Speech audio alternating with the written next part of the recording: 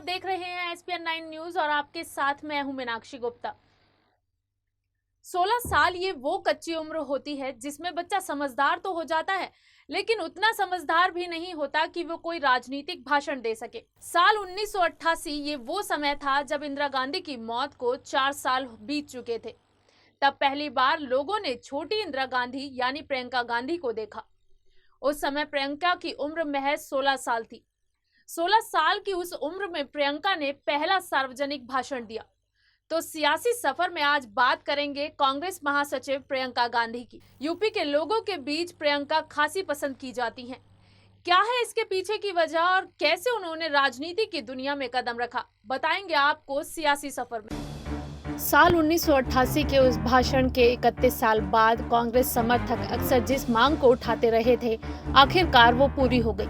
कांग्रेस ने प्रियंका गांधी को महासचिव बनाकर पूर्वी उत्तर प्रदेश की जिम्मेदारी दे दी। हालांकि 2014 आम चुनावों से पहले ये भी माना जा रहा था कि प्रियंका वाराणसी से चुनाव लड़ना चाहती थी, लेकिन मोदी के खिलाफ लड़ने के जोखिम को देखते हुए इस फैसले पर मोहर नहीं लग पाई। साल 2018 में सोनिया गांधी से जब प्रियंका के राजनीति में आने की बात पूछी गई थी, तब उन्होंने कहा था कि ये प्रियंका तय करेंगी कि वो राजनीति में कब आना चाहती हैं। प्रियंका गांधी को हमेशा छोटे बालों में देखा जाता है। प्रियंका का ये हेयर स्टाइल बचपन से ही है।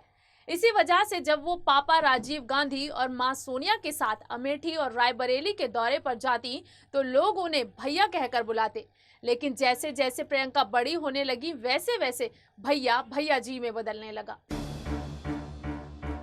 प्रियंका गांधी जब छोटी थी और अपने पिता राजीव और सोनिया के साथ रायबरेली जाती थी तो उनके बाल हमेशा छोटे रहते थे।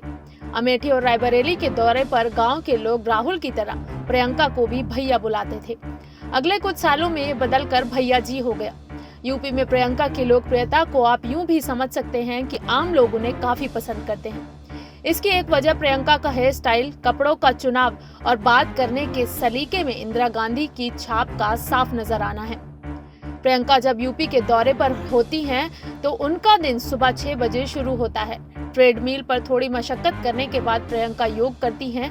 बताया जाता है कि प्रियंका यूपी दौरे पर जब रहती हैं तो रोटी या पराठे के साथ सब्जी और दाल खाना पसंद करती हैं। साथ में आम या नींबू के अचार भी लेना पसंद करती हैं। हालांकि प्रियंका और उनके पति रॉबर्ट वाड्रा को मुगलई खाना भी बेहद पसंद है।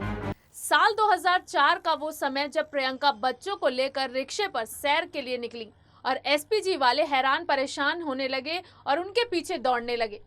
खैर ये बात और है कि वो आधे घंटे में ही वापस लौट आई थी। प्रियंका ने चुनावी प्रचार साल 2004 में शुरू किया था। तब प्रियंका बतौर मेहमान रायबरेली निवासी रमेश बहादुर सिंह के घर पर 1 महीने ठहरी थी। रमेश ने एक चैनल को दिए इंटरव्यू में बताया था कि इस बारे में 2016 में प्रियंका प्रचार करने अकेले निकलती थी और देर रात लौट पाती थी। दोनों बच्चे घर में आया के साथ रहते थे। एक दिन वो जल्द लौट आईं और मुझसे बोली, बच्चों को रिक्शे की सैर करानी है, इसलिए 2 रिक्शे मिल सकते हैं क्या?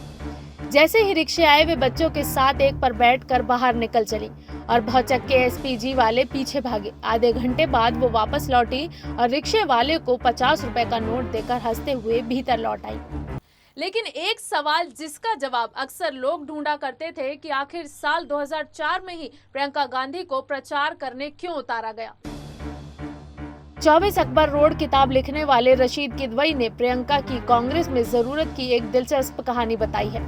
साल 2004 के आम चुनाव के समय ये महसूस किया गया कि कांग्रेस की हालत खराब है। पार्टी ने एक प्रोफेशनल एजेंसी की सेवाएं ली, जिसने तत्कालीन कांग्रेस अध्यक्ष सोनिया गांधी को बताया कि वो अकेले बीजेपी के बड़े नेता और तत्कालीन प्रधानमंत्री अटल बिहारी वाजपेयी को टक्कर नहीं दे सकते। इसके बाद ही राहुल गांधी ब्रिटेन में अपनी नौकरी छोड़कर सक्रिय राजनीति में आए।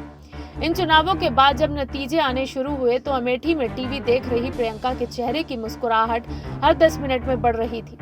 एकाएक प्रियंका बोल उठी, mummy has done it. Rashid बताते हैं कि इसी एजेंसी से सोनिया ने फिर सलाह मांगी। तब जो सलाह मिली वो ये थी कि जोरदार वापसी के लिए राहुल और प्रियंका की संयुक्त जोड़ी की जरूरत होगी। और फिर साल 2012 का वो किस्सा जब गुस्से से तिल मिलाई प्रियंका ने 10 मिनट तक पार्टी के कद्दावर नेता को डांट लगाई। साल 2012 उत्तर प्रदेश में विधानसभा चुनाव चल रहे थे। प्रियंका रायबरेली की बछरावा सीट पर प्रचार कर रही थी। एक गांव में उनके स्वागत के लिए वहां के सबसे बड़े कांग्रेसी नेता और पूर्व विधायक खड़े दिखे। प्रियंका के चेहरे के भाव बदले, उन्होंने अपनी गाड़ी में बैठे लोगों को उतरने के लिए कहा और इशारे से उस कद्दावर स्थानीय नेता को गाड़ी में बिठाया। अपनी अगली सीट से पीछे मुड़कर गुस्से से तमतमाई प्रियंका ने उस नेता को 10 मिनट तक डांटा और कहा, आगे से मुझे ऐसा कुछ सुनाई ना पड़े, मैं सब जानती हूँ, अब गाड़ी से मुस्कुराते हुए उतरो। इसके बाद पार्टी कार्यकर्ताओं की एक बैठक हुई। बीच में मीटिंग रोक कर एक स्थानीय नेता को प्रियंका बुलाकर पीछे कमरे में ले गई और 5 मिनट बाद वे कमरे से निकले तो उनकी आंखों से आंसू टपक रहे थे। कुछ महीने बाद प्रियंका गांधी ने टिकट बंटवारों के दौरान हुई कोर बैठक में इस नेता की राय भी बखूबी सुनी थी। और अब एक नजर प्रियंका गांधी के सफर पर। 12 जनवरी 1972 को प्रियंका गांधी का जन्म हुआ। प्रियंका ने मॉडर्न स्कूल से पढ़ाई पूरी करने के बाद दिल्ली यूनिवर्सिटी के जीसस एंड मैरी कॉलेज में मनोविज्ञान की पढ़ाई की।